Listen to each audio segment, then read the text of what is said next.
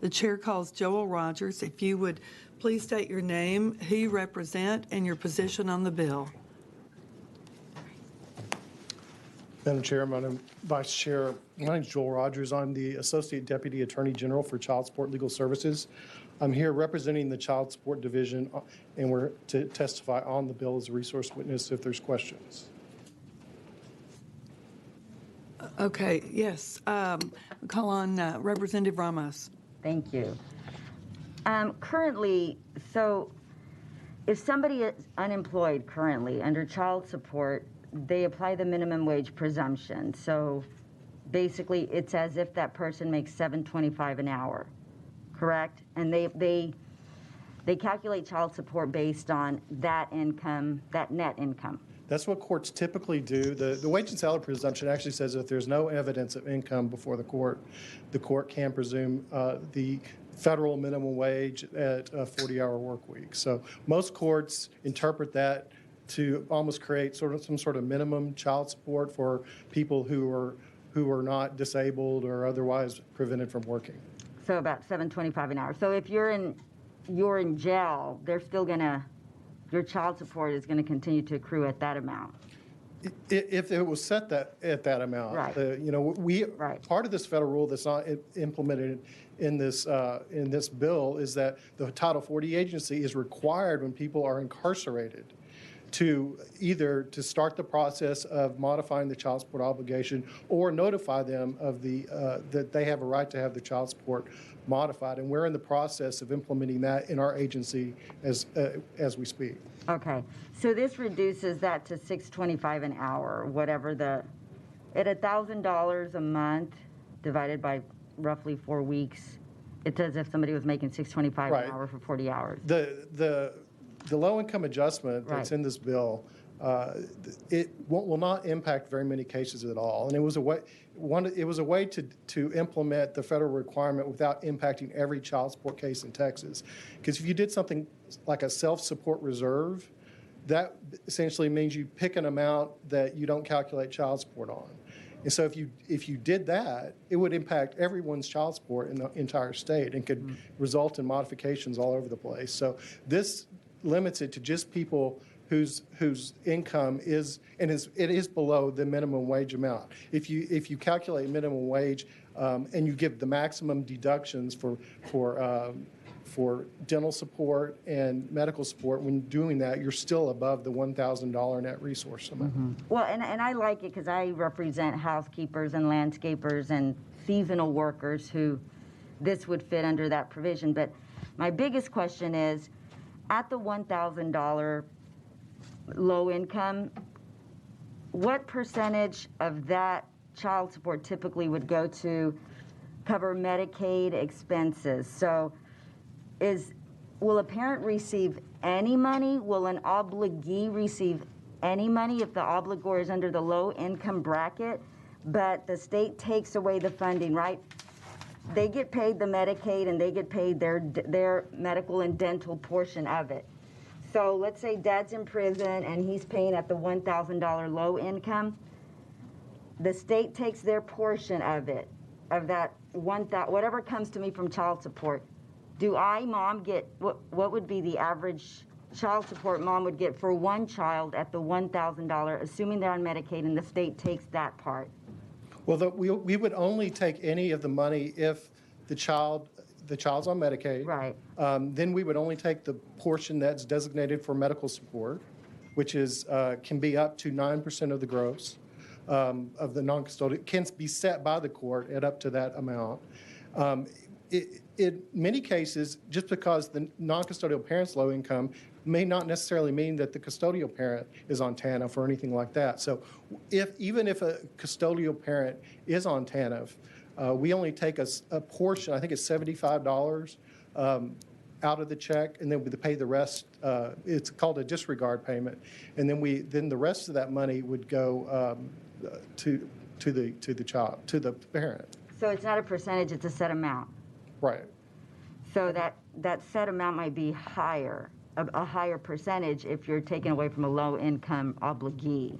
Right, it would be a higher percentage because of the $75 disregard, but very small percentage of our cases are the custodial parents currently on TANF. It used to be a lot bigger in the old days, and then because of welfare reform, fewer and fewer of our smaller and smaller percentage of our caseload are the custodial parents currently on TANF. Because Texas kicked them off, but okay, thank you, appreciate it.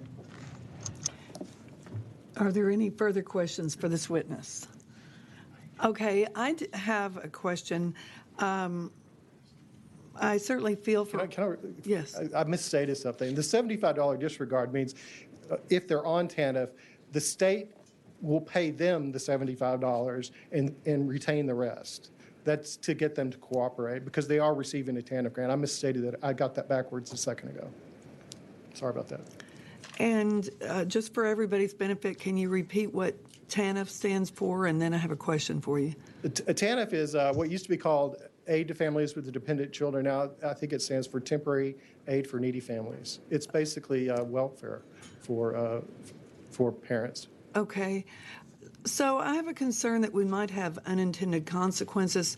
How do we avoid the situation where someone is intentionally underemployed? I have seen a lot of that. I have known those mothers that could not get any payment out of the biological father. He purposely quit a really good job to pretend that he had no income, but funny thing was he showed up with a new expensive car all the time. So how do we take care of children and those custodial parents without, how do we balance this?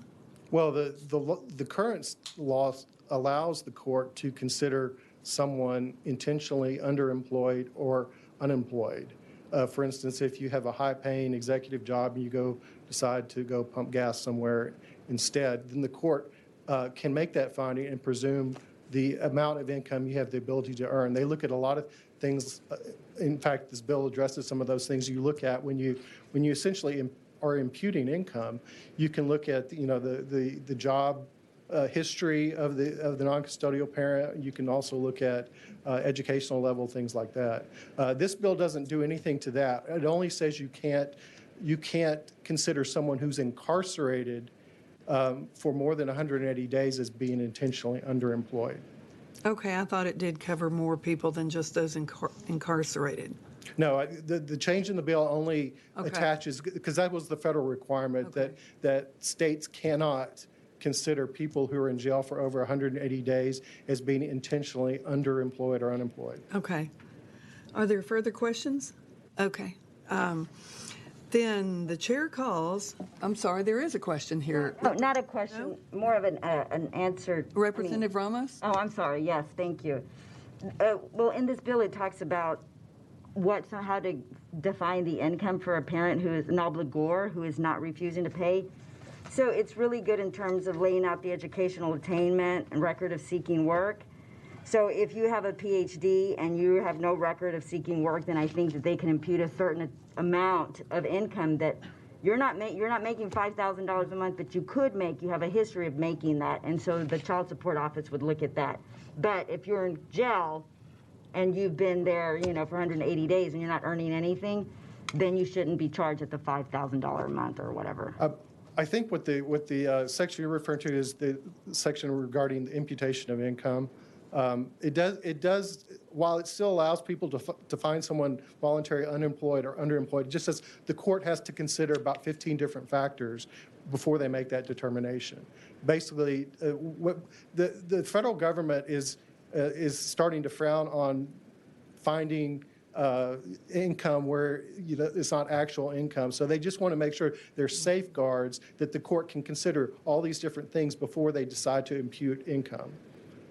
Okay, so even the guy who's in jail 180 days, but he's some big CEO with big investments, so he's still got money coming in, like this would not, he wouldn't get off for scot-free. No, he wouldn't get off because you would still be able to set, if assets or income, you could still make the finding that the person has an ability to pay. Okay. You couldn't say that they were necessarily voluntarily unemployed or underemployed if they were in prison for over 180 days, but you could still, if they have income that you could identify in the court, for instance, they get money every month, then you wouldn't, I don't think a court would lower the child support or zero out the child support, or maybe not even lower it at all. Okay, thank you. Any further questions?